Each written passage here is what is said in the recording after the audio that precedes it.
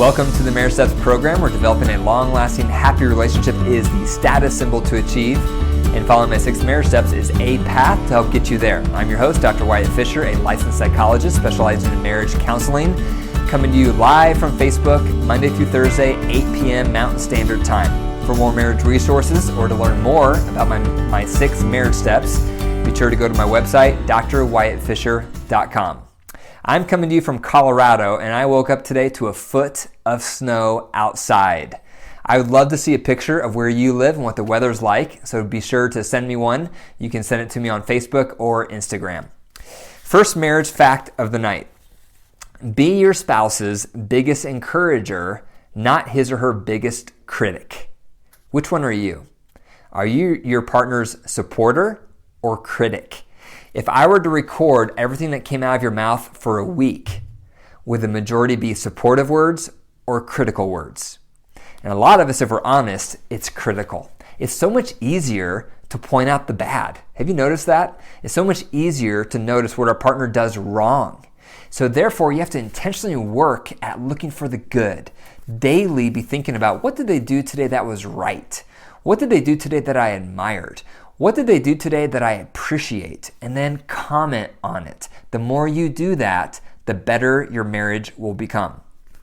Second, women who report a fair division of housework were happier in their marriages than women who felt their husband didn't do his fair share.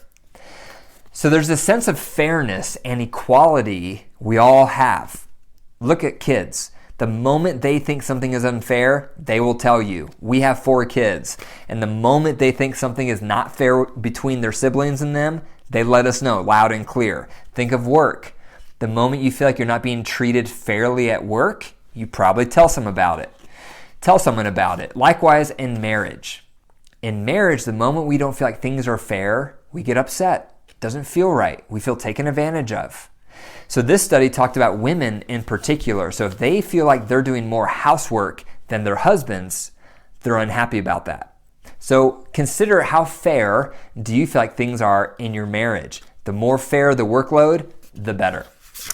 The first marriage joke of the night. My friend got herself a puppy. It's so incredibly cute and playful. Unfortunately, her husband is allergic to it, so it doesn't look like it's going to work out. If you're interested, please message me. His name is Marcel. He's 54 years old and weighs 216 pounds. So she's getting rid of the husband and keeping the pet. Second, if you and I were on a sinking ship and there was only one life vest, I cannot express how much I would miss you. I like that one. Okay, so the message of the night is 6 ways to sexually woo your partner. 2 days ago, I did a message for high libido partners on how to emotionally woo your low libido partner. And tonight, I'm reversing it. Tonight, I'm speaking to low libido partners, so pay attention if that's you. And we're going to speak on how to sexually woo your high libido partner, because that's how they experience love. They experience love through the sexual because they're high libido.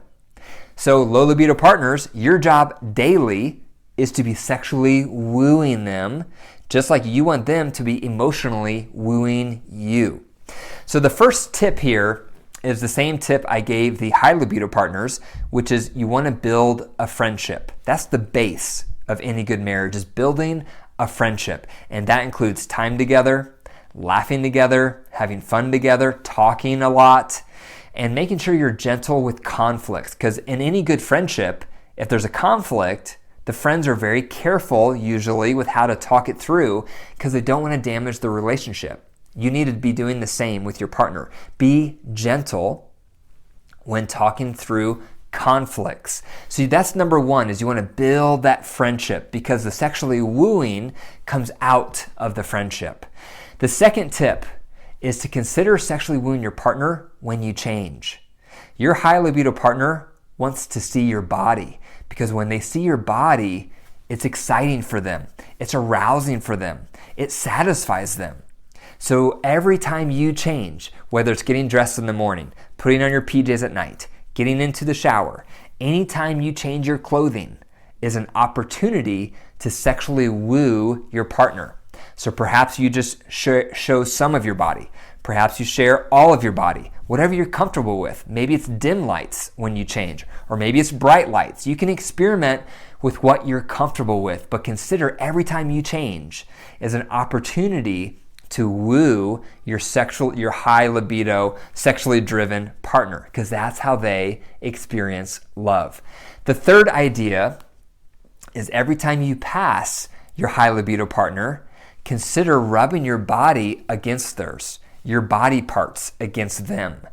That is going to speak love to them because they're going to feel like you're sexually wooing them. So maybe you grab for the fork and you rub your body parts against them. Perhaps you grab for something else, or you pass them in the hall. Every time you pass them is an opportunity to rub yourself against them in a sexually suggestive way, and that's going to woo them and make them feel loved and wanted. The fourth idea to sexually woo your partner, your high libido partner, is with messages. Messages can be through texting on your phone. They can be through a message you write on your mirror. They can be something you come up and you whisper into their ear. Any format that you convey, sexually woo them through those messages. So that can be as mild as saying how good they look to you and how attracted you are to them, all the way to talking about what you want them to do to you sexually. So that depends on how comfortable you are. And that brings up another point. To a certain degree, low libido partners, when you're sexually wooing your spouse, you're going to feel a little disingenuous because you're probably not going to feel sexual when you're wooing them. So just start with what you feel most comfortable with. However, you also need to push up and nudge forward a little bit out of your comfort zone, because that's exactly what your high libido partner is trying to do for you. When they give you acts of kindness, when they give you affection, when they give you emotional intimacy and empathic listening, when they do all those things, to a certain degree, that's disingenuous for them because that's not their natural bent, most likely. But they're pushing and they're nudging out of their comfort zone to serve you. So likewise, get out of your comfort zone sexually to woo them. The fifth thing to consider to woo your partner is by what you wear. How much do you sexually woo your partner with what you wear? How much do you wake up every day and think, what can I put on that's going to be really sexy for my partner? Or how much at night do you think, what can I wear to bed that's going to be sexy for my partner? If you have a high libido partner, they would greatly appreciate you considering how you can dress sexually. So here's an example. So some people, when they get ready for bed at night, they wear something like this: jogging pants, sweatpants, something that's really plain, not sexy at all. This person's not thinking about how to sexually woo their partner. They just put on what's most comfortable. This person is putting on something silky, something sexy. And this person is thinking, how can I sexually woo my partner? Because high libido people tend to be visual, and they love it when you dress sexually for them. So one idea is even to look through a lot of images of options for PJs or options for clothes so that you can choose together what would look sexy and what you would feel comfortable wearing. The sixth thing to consider to sexually woo your partner is with your hands. How much do you lean over and grope your high libido partner? High libido people love to be groped. Low libido people hate to be groped. So if you're a low libido partner listening to this, most likely your high libido partner would love you to grope them. So consider the next time you're around them to surprise them with some subtle or some blatant groping of their body parts. They probably would love that. So those are 6 ways to consider sexually wooing your partner, because again, that's how they experience love. So 1 is build the friendship. 2 is when you change your clothes. 3 is when you pass them, consider rubbing up against them sexually. 4 is with messages, sexually suggestive messages. 5 is with the clothing you wear, how sexy is it? And 6 is with your hands, consider groping them. Thank you for listening to the Marriage Steps program. Be sure to send me your marriage questions through Facebook, Instagram, or email me at info@drwyattfisher.com.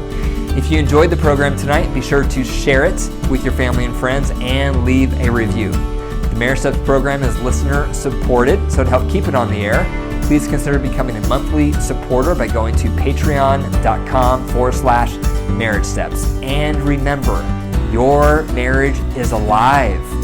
So if you care for it, it will grow. But if you neglect it, it will die. The choice is up to you. Take care.